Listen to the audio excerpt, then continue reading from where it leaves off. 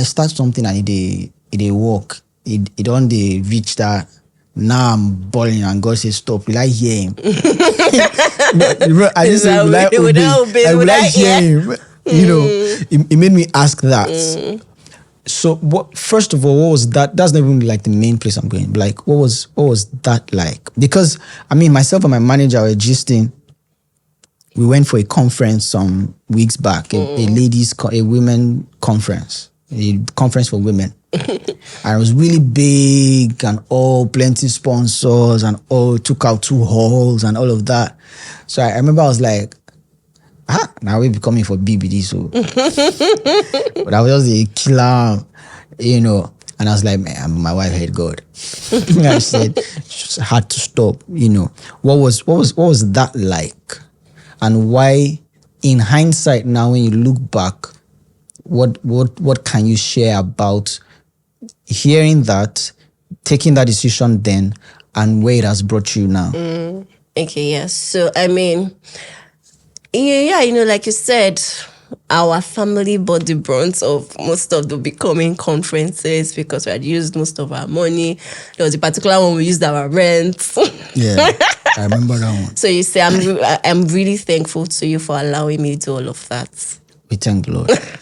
But so I remember that, you know, after the 5th edition, which was in 2019, you know, I just really sensed strongly that God wanted me to shut it down completely. And you know, while I was, you know, just really trying to confirm that, okay, am I really hearing God clearly, or is this? I remember that there was one particular morning, Pastor Gideon had started that Daniel's company, and I think maybe it was the first or the second, I can't remember. Gideon Umba. Yes, Pastor Gideon Umba, and you were going for that, you know, and I know it was for creatives and people in the entertainment industry, you know, and for some reason I just, you know, felt a strong needing to go with you, and I went with you, and it was at that meeting, you know, I remember I wrote it down in my journal, and Pastor Gideon, you know, while we're praying, I mean, he had shared the word and then he was praying, and he came to me, I was sitting at the back because I didn't want to join the creatives. So I was sitting at the back, and Pastor Gideon walked all the way to meet me, and he said something, you know, he said to me that, you know, God was closing a season and opening another one.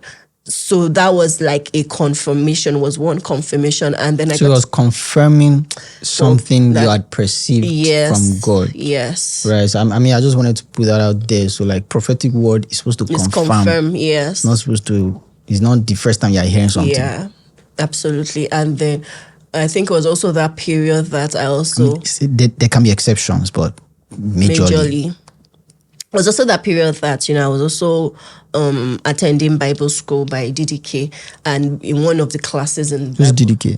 Debola Dejikurumi. And in one our listeners are from all over the world. You need to like give them context to these things. You're not talking to... Don't do like you're talking to me. Of course, we're not in the bed. For like, don't talk like you're talking to the Blackflame community. All right. Okay, Blackflame community. Yes. So, First lady. All right, you know, so I mean, she had also, you know, shared a word that also confirmed that. So I knew that was the right thing.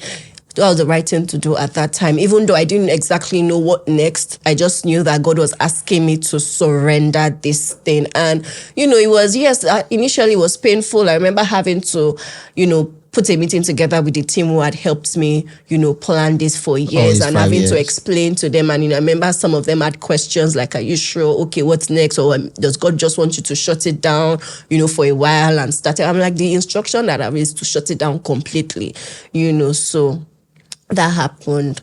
And when I look back in retrospect, I see that really was really the end of an era and the beginning of a new assignment, because it was from then in 2019, you know, up until now that, you know, God started to really, you know, train me and raise me in what it truly meant to be a kingdom entrepreneur, right, with my business. So it was that the assignment flipped from, so yes, I still have a call to women, you know, but not in doing big conferences for women. I don't know if you'll tell me to go back to that later, but for now, it's really about, you know, raising entrepreneurs who understand how to do business with the King.